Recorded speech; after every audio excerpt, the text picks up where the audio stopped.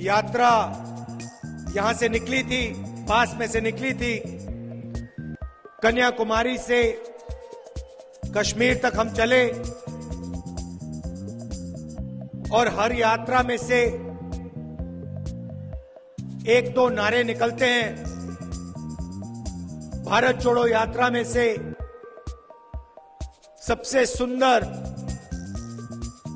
सुंदर नारा निकला, नफरत के बाजार में मोहब्बत की दुकान खोलनी है।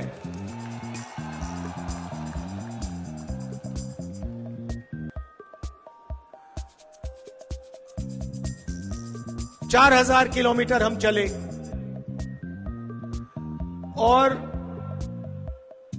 जो नफरत मीडिया में दिखती है, 24 घंटे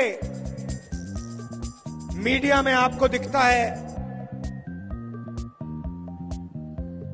कि हिंदुस्तान का एक भाई दूसरे भाई से लड़ रहा है, एक धर्म का आदमी दूसरे धर्म के आदमी से लड़ रहा है, एक जात दूसरी जात से लड़ रही है। मुझे देखने को मिला कि ये सिर्फ मीडिया की सच्चाई है। देश में लोग एक दूसरे से मोहब्बत करते हैं, इज्जत करते हैं और प्यार से रहना चाहते हैं।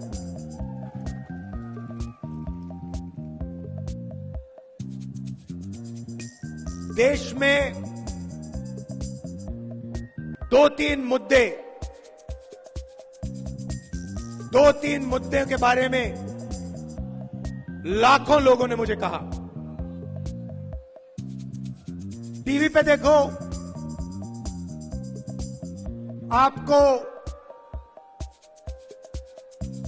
ऐश्वर्या राय जी दिखेंगी, शाहरुख खान दिखेगा, मोदी जी दिखेंगे, 24 घंटा मोदी जी दिखेंगे। मगर आश्चर्य की बात यह है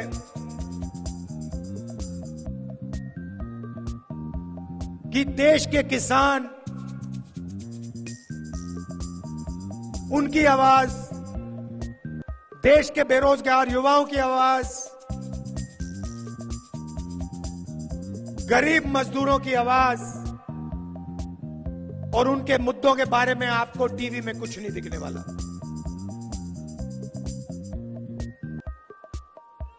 तीन मुद्दे। सबसे पहला बेरोजगारी पहले नंबर पे, दूसरे नंबर पे महंगाई और तीसरे नंबर पे, मगर शायद सबसे जरूरी, भागीदारी। जहां भी हम जाते हैं, हम भारत माता की जय का नारा लगाते हैं। सब पार्टी के लोग लगाते हैं। देखिए, भारत माता की, भारत माता की, भारत माता की। तो सवाल उठता है, ये भारत माता जिसकी हम जय करते हैं, ये है क्या? ये जमीन तो नहीं है, क्योंकि अगर इस जमीन पे लोग नहीं होते, जनता नहीं होती, तो भारत माता नहीं हो सकती। तो भारत माता का मतलब आप लोग, आपके सपने, किसान, मजदूर, बेरोजगार युवा, छोटे दुकानदार, आपकी आवाज, आपके सपने, आपके डर, आपकी खुशियां, यह है भारत माता।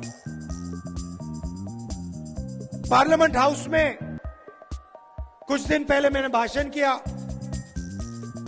और मैंने कहा, देखिए, हम भारत माता कहते तो हैं, भारत माता की जय तो करते हैं,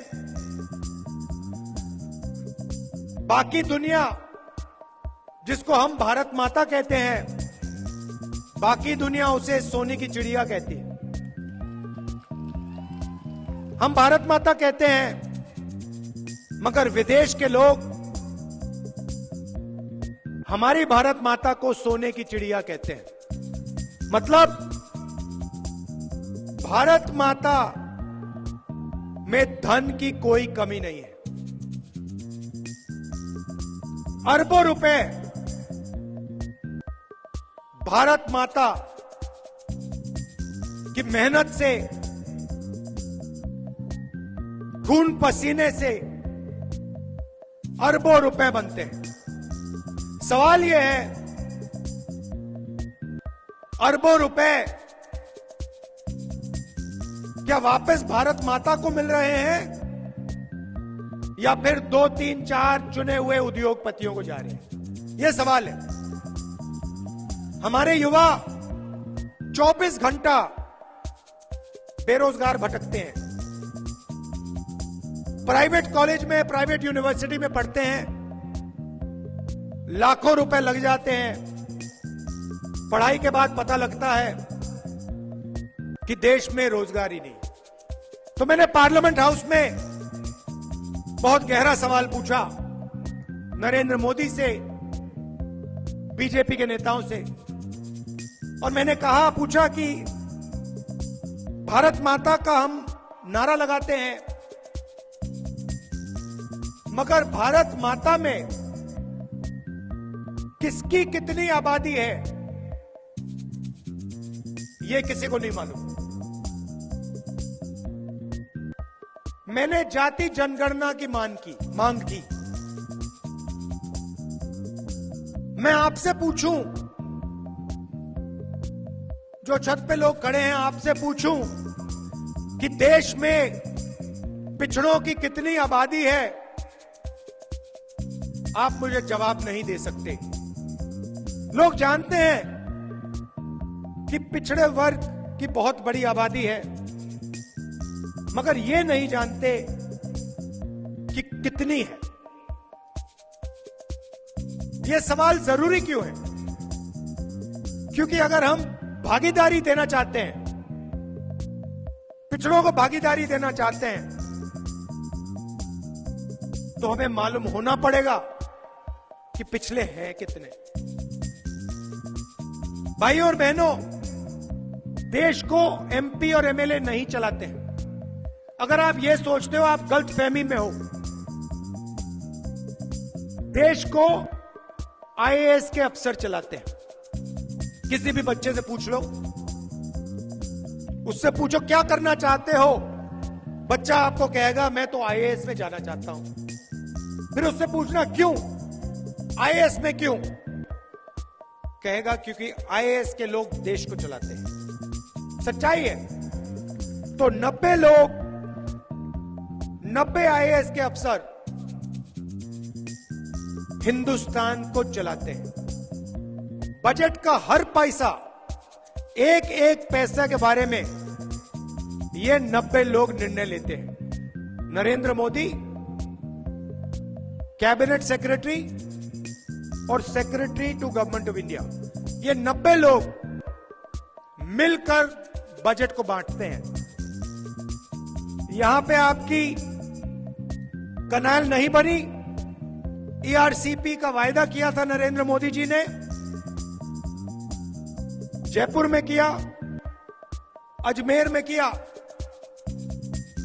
मगर कनाल नहीं बनी। निर्णय 90 अफसरों ने और नरेंद्र मोदी ने लिया।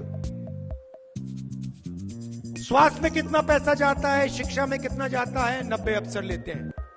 बीमा योजना में कितना जाता है, 90 अफसर लेते हैं। सेना में कितना जाता है, 90 अफसर लेते हैं। तो मैंने पार्लियामेंट में सवाल पूछा, 90 में से पिछड़े वर्ग के कितने लोग हैं? 90 में से दलित कितने, आदिवासी कितने, गरीब जनरल कास्ट के कितने और पिछड़े वर्ग के लोग कितने? और जैसे ही मैंने यह सवाल पूछा, बीजेपी के लोग कांपने लगे।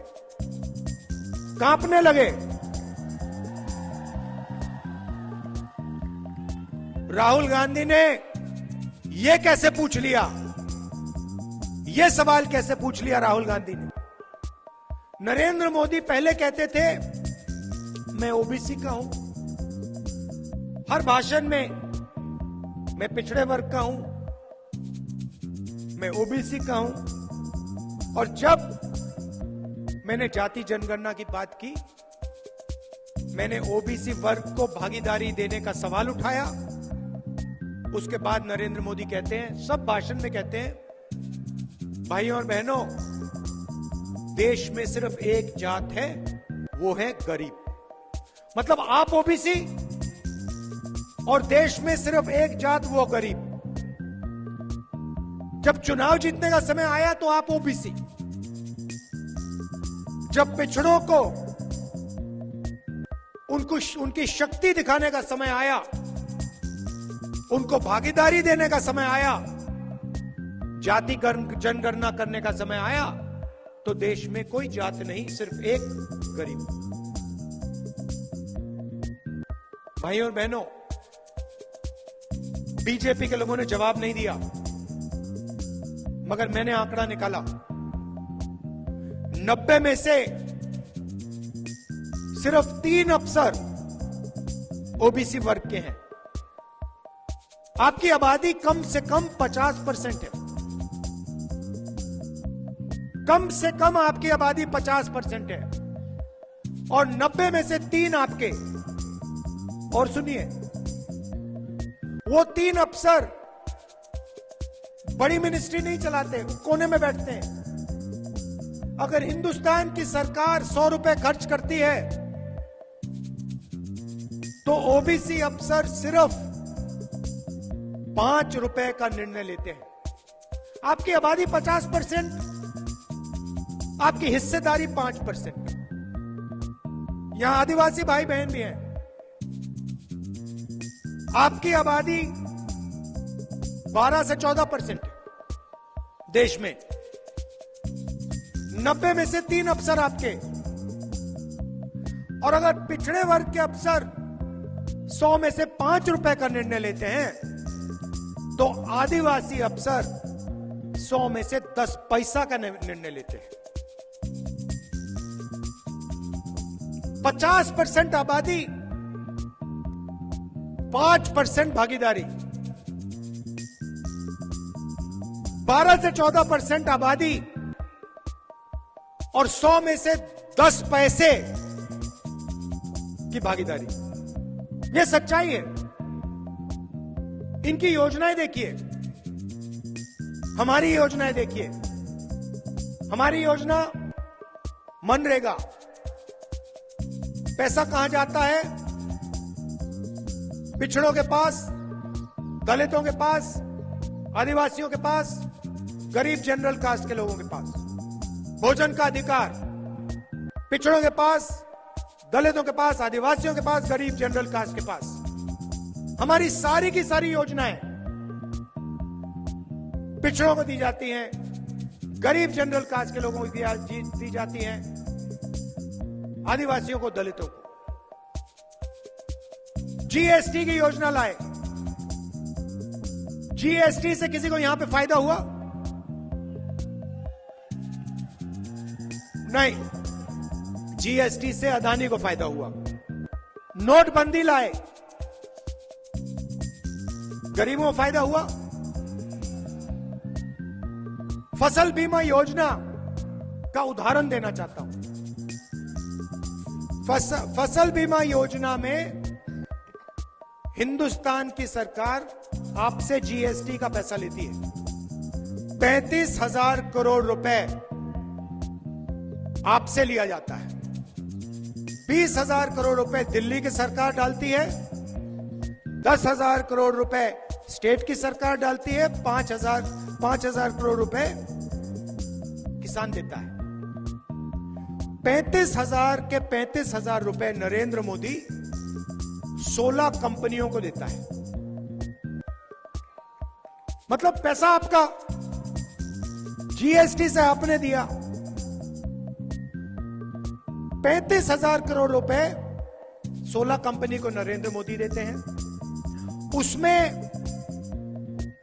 आपको एक ओबीसी, एक दलित, एक आदिवासी, एक गरीब जनरल कास्ट का आदमी नहीं मिलेगा, एक नहीं मिलेगा। पैसा आपका, फायदा चुने हुए लोगों को, करोड़ों रुपए की सैलरी मिल रही है उनको, अरबपति बन रहे हैं। और जब तूफान आता है, खेत का नुकसान होता है, तो किसान फोन लगाता है, कंपनी को फोन लगाता है, 2-3 दिन बाद फोन लगता है, और फिर किसान कंपनी वालों से कहता है मेरा खेत खत्म हो गया, खेत बर्बाद हो गया, मेरी फसल का नुकसान हुआ। कंपनी वाले कहते हैं तुम्हारा तो कोई नुकसान ही नहीं हुआ, तुम कौन हो? और फोन रख देते हैं। ईमेल लिखता है, ईमेल का जवाब नहीं आता। मतलब पैसा आपका, जीएसटी से आपने दिया, नरेंद्र मोदी ने 16 बड़े उद्योगपतियों को दिया, और जो पैसा आपको मिलना था, बीमा योजना का पैसा मिलना था, समय आता है तो आपको नहीं मिलता। आपने जेब कतरे को काम करते हुए कभी देखा है? अकेला जेब कतरा नहीं आता, 3 होते हैं, 3 आते हैं एक साथ, 3 आते हैं। एक सामने से आता है, एक सामने से आता है, आपके ध्यान को इधर उधर करता है, आपको कहता है भैया उधर देखो, इधर देखो, नीचे देखो, देखो कुछ गिर गया, या बातचीत करता है। दूसरा पीछे से आता है, ब्लेड से जेब काट लेता है, और तीसरा खड़ा होता है, देखता रहता है कि अगर किसी ने देख लिया, भीड़ को पता लग गया, तो धमकाने का काम वो करता है। बात समझ आ गई आपको? सामने से नरेंद्र मोदी जी आते हैं, सामने से आते हैं, कहते हैं भाइयों थाली बजाओ, भाइयों मोबाइल फोन की लाइट ऑन करो, भाइयों हिंदू मुस्लिम, भाइयों एक जात को दूसरे जात से लड़ाओ, भाइयों चांद की ओर देखो, भाइयों मुझे ओबामा से गले लगते हुए देखो। सामने से नरेंद्र मोदी जी ध्यान भटकाने का काम करते हैं, पीछे से अदानी जी आते हैं, पीछे से अदानी जी आते हैं, आपको पता भी नहीं लगता, जेब में से पैसा निकल जाता है, पता भी नहीं लगा। जयपुर का एयरपोर्ट अदानी के हाथ में, मुंबई का एयरपोर्ट अदानी के हाथ में, सीमेंट अदानी के हाथ में, खेती अदानी के हाथ में, खेत का स्टोरेज अदानी के हाथ में, सेब अदानी के हाथ में, सब्जी अदानी के हाथ में, और दूसरी साइड से अमित शाह देखता है सीबीआई ईडी को लिए, कहता है कोई आवाज ना करे। ये है सिस्टम। अब बात समझ आ गई आपको? तो हमने साफ कह दिया है कि हम चाहते हैं,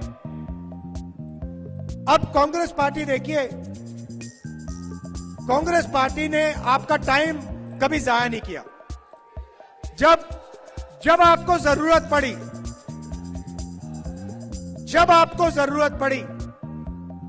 कांग्रेस पार्टी आपके साथ खड़ी हुई। सबसे पहले आपको जरूरत आजादी के समय पड़ी थी।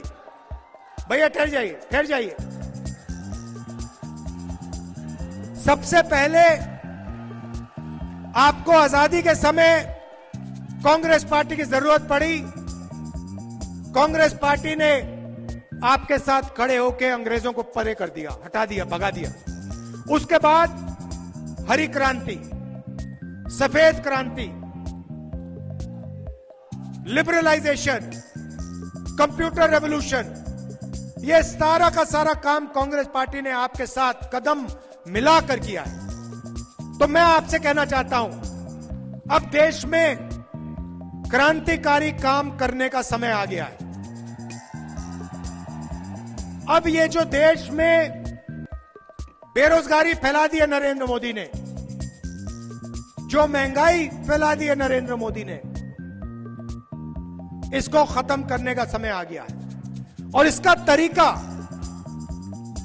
मैं बहुत सोच समझ के कह रहा हूं।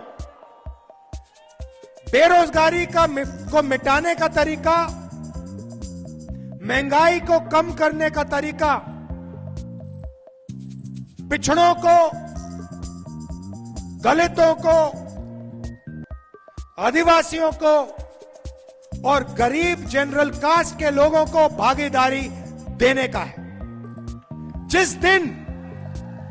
दिन हमने गरीबों को, पिछड़ों को, आदिवासियों को, दलितों को इस देश को चलाने में भागीदारी दे दी, उस दिन इस देश में चमत्कार हो जाएगा, देश हमेशा के लिए बदल जाएगा।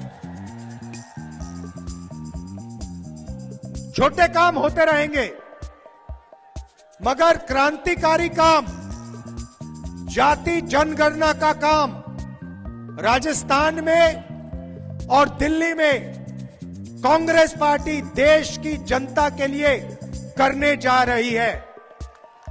इससे पिछड़े वर्ग को, जो कम से कम 50% है, पिछले वर्ग को अपनी सच्ची शक्ति समझ आ जाएगी। जिस दिन पिछले वर्ग को अपनी सच्ची शक्ति समझ आ गई, उस दिन देश बदल जाएगा, देश में क्रांतिकारी काम हो जाएगा, देश का चेहरा नहीं पहचाना जाएगा। तो हम ये करके देंगे। 7 वायदे हमने आपसे किए हैं। राजस्थान का चुनाव है, मैं आपको 15 लाख वाला झूठ नहीं बोलूंगा। यहां पे भीड़ में मैं नहीं बोलना चाहता। वो नरेंद्र मोदी जी बोलते हैं, उनको बोलने दीजिए।